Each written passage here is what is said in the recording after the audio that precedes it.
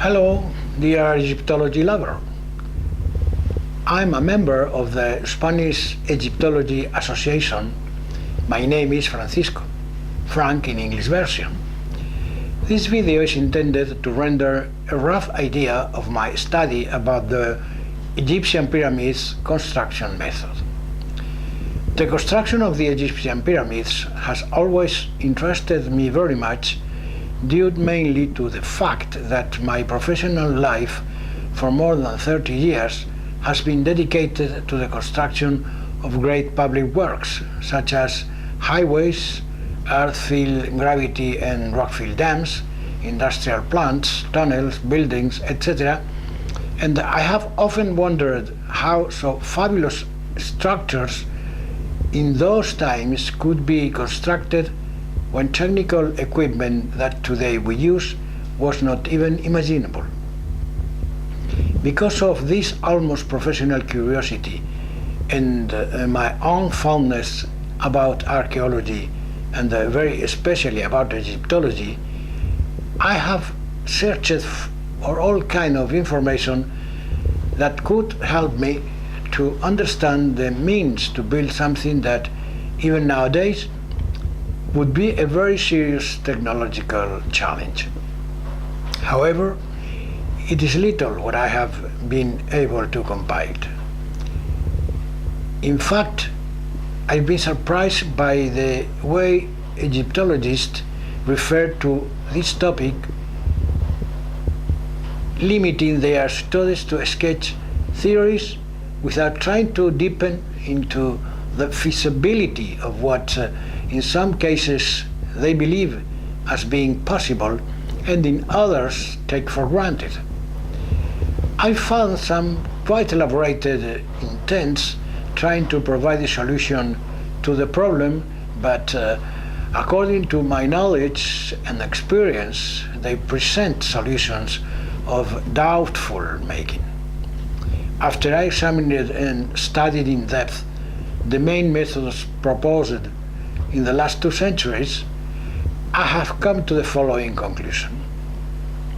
In order to study the problem and try to find a solution, the only way would be to suppose myself in the situation that I have been entrusted the construction of a pyramid similar to those at the Gizeh Plateau with the technical means known at those times. Let us begin by the main data of Khufu's pyramid. Here are the main data of Khufu's pyramid. It is the biggest one among the about 120 pyramids built during the 9th century's period that they were used as final destination of pharaohs and royal family personages. A square base of 230 meters, equivalent to 755 feet. Maximum height 150 meters, 495 feet. Block courses according to Flinders Petrie, 218. Approximate quantity of blocks according to my own calculation, 3.1 million. Volume 2.6 million cubic meters, equivalent to 9.2 million cubic feet. Approximate weight 6.5 million tons. As can be seen in this image, the height of the first course of blocks is about 1.5 meters, equivalent to 5 feet. The blocks of the top courses or tiers of the pyramid are much smaller, having a height of only about 45 centimeters, equivalent to 1.5 feet. At the top of the pyramid, some courses are missing, and an interesting detail is the fact that there is a gap between the blocks. Was this made on purpose? It is possible if my explanation of this fact would be correct. I do consider that the core blocks are placed in this way as a defense against earthquakes. Being the core blocks separated by a gap would convert the whole pyramid in an elastic body, thus rendering very difficult its destruction by an earthquake. A very annoying and surprising thing is the fact that no drawings or other documents have been found relative to the pyramid's construction. However, we know that the Egyptian architects made drawings, as is visible in this image. The only logical explanation of this fact would be to consider that all written material about the pyramids was stored at the Alexandria Library and that, unfortunately, was lost on occasion of the Great Fire that destroyed the library in year 48 before Christ. These are the main apparently feasible construction methods proposed by Egyptologists: straight ramp method, outer surrounding ramp method, internal ramp gallery method, and broken beam shaduf method. All of them are deeply studied in the book.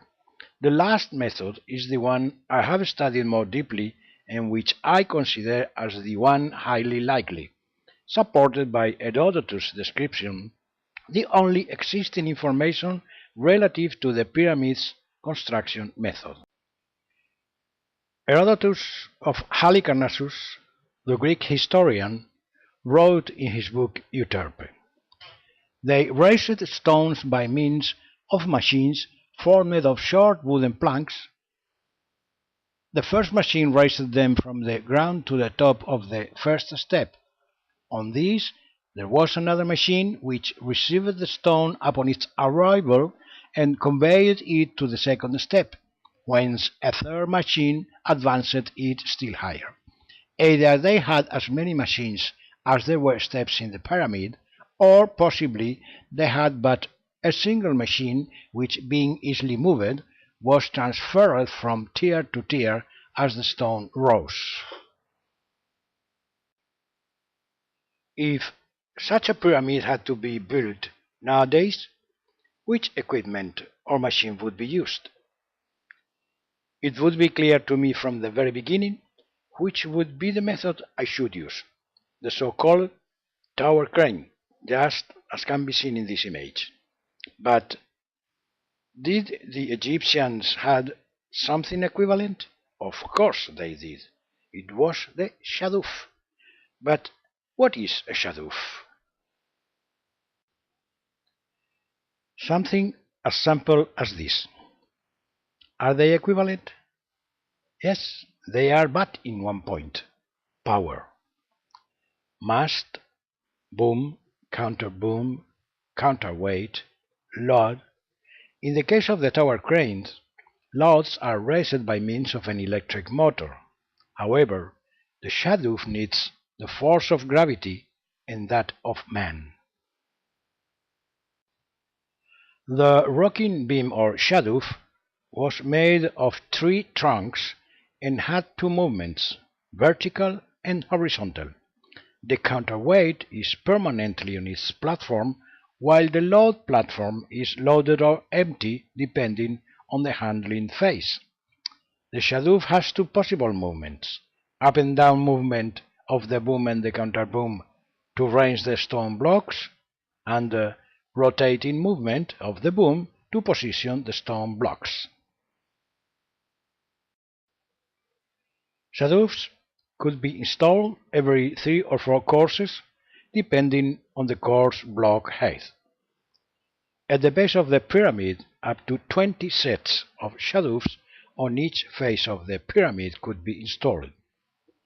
When reaching the summit, there would be only 1 set of shadufs on each face of the pyramid. Once placed at the pyramidion, which was the final element, all sets of shadufs would be dismantled. 1 shaduf would raise the block up to the service platform of the following one, and once the block was transferred to its loading platform, it would raise it up to the following shaduf, and so on. The average time for each handling operation would be about 8 to 10 minutes.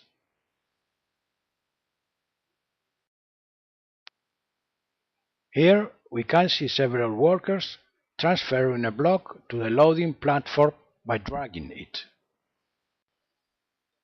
The block has been raised to the level of the next shaduf. The two workers at the bottom of the image control the balance of the shaduf by exerting traction or retention by means of ropes attached to the boom and counterboom. The boom has been rotated by the two workers at the top of the image by means of the ropes attached to the boom and counterboom ends. They rotated to position the platform on the service platform of the second shaduf. Now the block is ready to be raised by the second shaduf. The shaduf is handled as the previous one and raises the block up to the appropriate height. This view shows the shaduf rotated to an appropriate position to load the block on a sledge, which will transport it to its definitive location. Then the cycle is repeated to continue with the raising of blocks. This table shows the mean time needed to raise a block from a shaduf to the following one. 1. Block transfer to the loading platform, half a minute. 2. Boom blocking release, half a minute. 3. Elevation and shaduf rotation, 1.5 minutes. 4. Block transfer to the second shaduf, half a minute. 5. Preparation to descend the loading platform, 1.5 minutes. Shaduf descent, 2 minutes.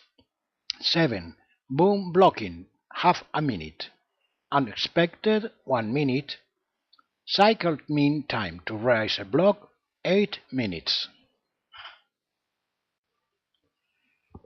Aspect of the pyramid when the construction would rise a height of 80 meters, approximately 260 feet.